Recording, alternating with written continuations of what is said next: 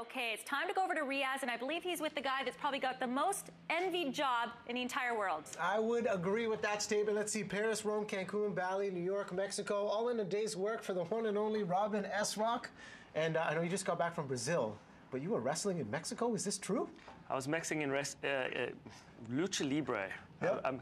When I think about it, I hurt because what happened is I went into a ring to learn about Mexican wrestling, you know, the lucha libre guys. There you are, down for the count. There was a mistranslation, and the guy thought that I was a Canadian wrestler. So instead of taking it easy with me, for 3 minutes, he literally turned me into a pretzel. What was your wrestler, your moniker? What was your name when you were down there? I was the Great Esrock. It was across my mask there. The crew were killing themselves laughing because they were filming this thing for the episode, and instead of the guy just showing me a couple moves, he's literally beating me up, and I bruised a rib in that segment. I love it. I mean, we can laugh about it now. This, of course, is going to be airing in Season 2 of Word Travels on the Outdoor Life Network. A lot of adventures that you go through, and the life of a travel journalist. I'm sure everybody watching, and they just envy your gig. Is it the best job in the world, or are there a lot of the cons that come with it that you have to deal with that we don't know about? Well, I say travel writing is a lifestyle. It's not a living. You know, most travel writers don't have a TV show, which kind of helps, let me tell you, to get around. Yeah.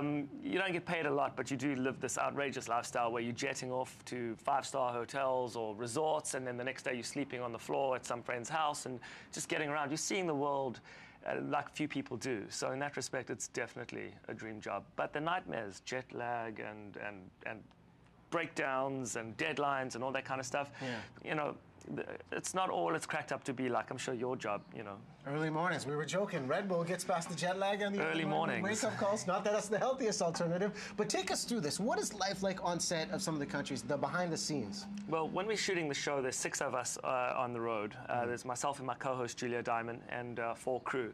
We spend 1 week in each country. Yeah. So it's not like we get in there and we can really just find everything. We're there to do a specific thing. Like this is Slovenia, and I'm going paragliding in the Alps. There's a camera guy shooting it. It's you know, we go in, we target. There's no time to figure things out. The currency, the food, where to stay, how things work. Yeah. You know, it's just get in, put your head down. We work long hours, 10 to 16-hour days, easy. A lot of hard work. This is Slovenia as well? This is Slovenia as well, in the Alps. Yeah, it was gorgeous. Yeah. You know, this is here in a monastery in South Korea that we all stayed in. You know, we embed ourselves in the story because they're trying to film us capturing a real, authentic experience, and we're trying to have a real, authentic experience. So the crew, you know, they have to come along. This is in Taiwan. I found a fire doctor who actually doused me in alcohol and set me on fire. Oh. Yeah, fun stuff. Was that relaxing for you? It was hot. It was pretty hot. I can imagine. So the crew have a great time. I mean, it's high pressure. I would say these guys also have a pretty good gig. I mean, they get to follow me going around the world, but they get to watch me having all the fun for the most part. Yeah. And how do people react? I'm sure, I mean, the crew, you're there to do a job. How do the innocent bystanders react seeing you guys tape a show? Does it work for you with the energy, or does it almost work against you? It depends on where we are. I mean, we have a pretty big camera, and the sound, it looks like a big puppy on a stick, you know, the sound boom. And some people really gather around. It fascinates them. It draws crowds to us. Others are kind of hesitant.